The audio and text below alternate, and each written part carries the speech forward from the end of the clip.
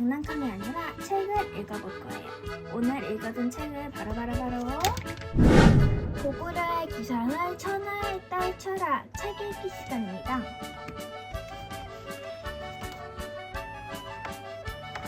광개토 대왕 이야기입니다. 광개토 대왕의 이름은 담덕이에요. 어렸을 때부터 활을 잘 쏘았지요.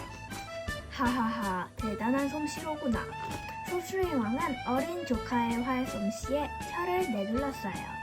담덕아, 우리 고구려를 세운 동명옥의 이야기를 알고 있느냐? 예, 활을 잘 쏘아 주몽이라 불리셨지요. 그렇지, 내가 동명왕의 후손임을 믿지 말아라. 소수리 왕은 담덕의 어깨를 꼭 잡으며 말했어요.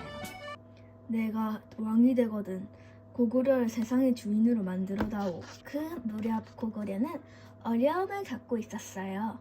북쪽에서는 중국 여러 나라가 쳐들어왔고 남쪽으로는 백제와 맞서야 했지요. 담덕은 백제와 맞닿은 한강 유역을 돌아보며 할아버지 고국 원왕을 떠올렸어요. 고국 원왕은 백제와의 전투에서 목숨을 잃었답니다. 반드시 백제를 쳐서 할아버지의 원수를 갚겠어. 고구려를 더 크고 강한 나라로 만들 거야. 담덕은 강 건너 백제 땅을 바라보며 다짐했습니다. 소수리망이 병으로 세상을 떠나자 담덕의 아버지가 왕이 되었습니다. 담덕은 태자의 자리에 올랐습니다. 백제와 싸워 이기려면 수군을 길러야 하고 북쪽 오랑캐를 이기려면 말탄 군대가 필요해. 담덕은 직접 병사들을 훈련시켰습니다. 용맹할 뿐만 아니라 작전을 잘 세워서 병사들도 담덕을 믿고 따랐습니다. 고국 양왕은 그런 아들이 무척 대견했지요. 391년 고국 양왕이 갑자기 세상을 떠났습니다. 18살의 태자 담덕이 고구려의 새 왕이 되었지요. 수많은 백성이 왕의 행차를 보려고 몰려들었어요. 젊은 왕은 우렁찬 목소리로 외쳤답니다. 나는 고구려를 크고 강한 나라로 만들 것이다. 우리 고구려는 천하를 다스리는 주인이 될 것이다. 백성들의 만세 소리가 울려 퍼졌어요. 드디어 광개토 대왕의 시대가 열린 거예요. 백제를 쳐서 할아버지의 원수를 갚겠다. 392년 광개토 대왕은 4만 군사를 이끌고 백제로 향했어요. 여러 성을 빼앗으며 나아가던 고구려군은 백제가 사랑하는 관미성에 다다랐어요. 백제 왕은 코웃음을 쳤죠. 관미성은 바다와 절벽을 지켜주는 요새다. 어떤 군대도 관미성을 무너뜨릴 수 없어. 하지만 광개토 대왕은 자신만만했어요.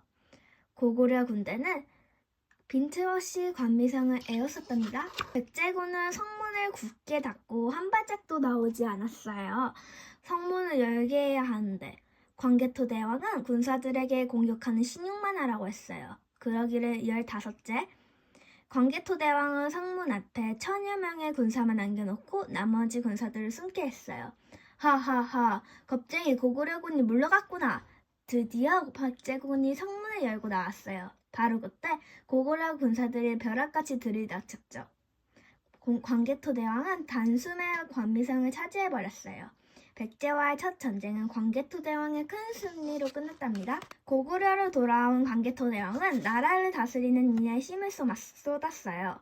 고구려는 왕을 중심으로 똘똘 뭉쳐야 한다. 그래야 나라 밖 적들과 싸울 때도 흔들리지 않을 거야. 광개토 대왕은 소수리 왕 때 들어온 불교를 더 널리 알리기 위해 큰 절을 9군데나 지었어요. 불교로 백성들의 마음을 모으기 위해서였죠. 백성들이 편히 살 수 있도록 나라 살림을 살피고 더 큰 전쟁을 위한 준비도 철저히 했어요. 고구려의 힘이 날로 강해지자 백제의 아신화가 분통이 터져서 건질 수가 없었어요.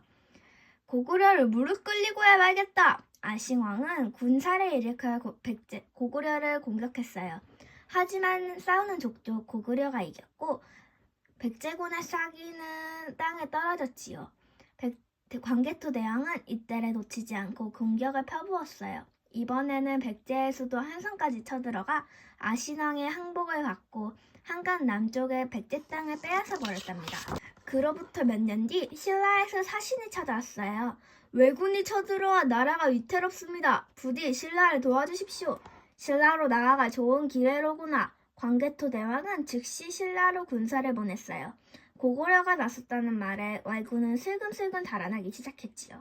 고구려군은 왜군을 쫓아 내려가 크게 물리쳤답니다. 신라왕은 광개토 대왕에게 머리를 조아렸어요. 앞으로 고구려를 잘 섬기겠습니다. 이제 남쪽의 백제와 신라 모두 고구려를 꼼짝 못하게 된 거예요. 광개토 대왕은 북쪽으로 눈을 돌렸어요. 당시 중국 땅은 여러 나라로 나뉘어 서로 싸우고 있었지요. 고구려와 국경을 맞댄 후연도 그중 하나였지요. 지금이 후연을 공격할 때다. 후연은 눈의 가시 같은 나라였어요. 틈만 나면 쳐들어와 고구려를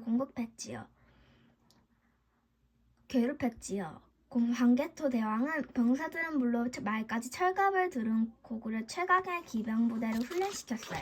쿵쿵쿵!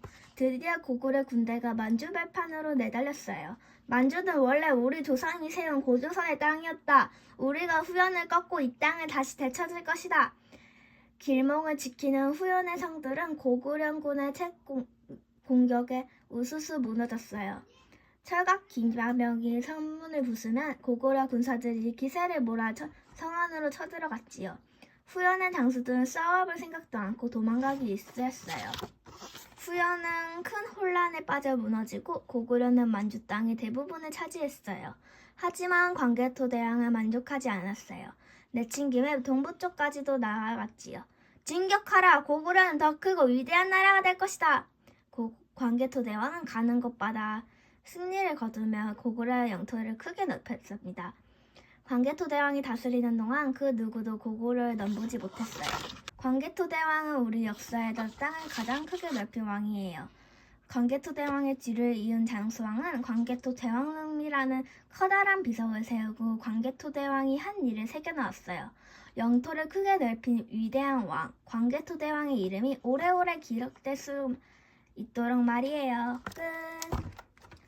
어땠나요? 재미있었나요? 저는 아직 초보 유튜버라 발음이 떨리고 틀렸을지 모르지만 그래도 저를 사랑해주세요.